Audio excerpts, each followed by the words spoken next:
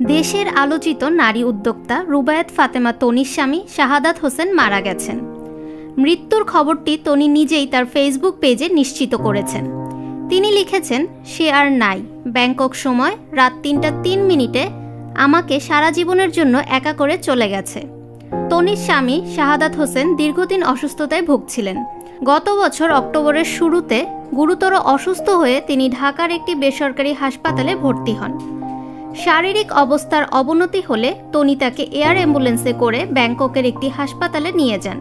একটাই অপশন, সেটা হচ্ছে আমি আমার হাজব্যান্ডকে বাঁচায় রাখতে চাই। সেটা মানে যে কোনো ওয়েতে আমি চাই যে সে বেঁচে থাক, সে যেভাবে বেঁচে থাক সে হচ্ছে বেঁচে থাক।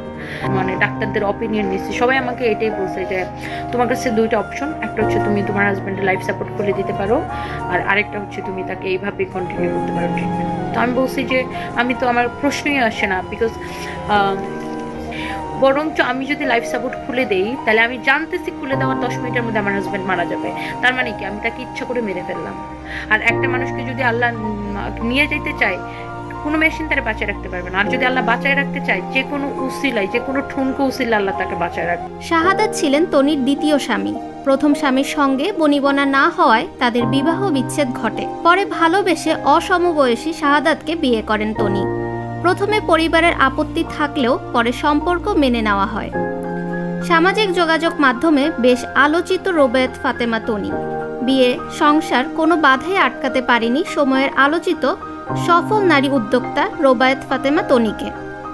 উন্নত বাংলাদেশের আর্থসামাজিক প্রেক্ষাপটে দাঁড়িয়ে একজন নারী শুধু একজন গৃহিণীই নয়, তার নিজের সাহসী প্রচেষ্টায় একজন সফল উদ্যোক্তা এবং অন্যদের কর্মসংস্থান সৃষ্টিতে গুরুত্বপূর্ণ ভূমিকা পালন করছেন। জনপ্রিয়তার পাশাপাশি তাকে নিয়ে আলোচনা সমালোচনাও কম নয়। ফেসবুকে তাকে কেউ কটু কথা বললেও তিনি পাল্টা জবাবটাও সেভাবেই দেন। তনির ডিজাইন করা বিভিন্ন ধরনের শাড়ি এখন দেশে বিদেশে বিক্রি হচ্ছে। তবে এই যাত্রা তার জন্য মোটেও সহজ ছিল না। অনেক চড়াই উতরাই পেরিয়ে তিনি এখন ফ্যাশন হাউস সানভিজ তনি এর স্বত্বাধিকারী। তনি বলেন, এই সাফল্যের পেছনে রয়েছে তার কঠোর পরিশ্রম এবং সামনে এগিয়ে যাওয়ার দৃঢ় প্রত্যয়। পথে তাকে নানা প্রতিবন্ধকতা মোকাবেলা করতে হয়েছে, কিন্তু তিনি কখনো হাল ছাড়েনি। তার প্রতিষ্ঠিত ফ্যাশন হাউস সানভিজ বাই তনি বর্তমানে দেশের অন্যতম সফল ফ্যাশন ব্র্যান্ড।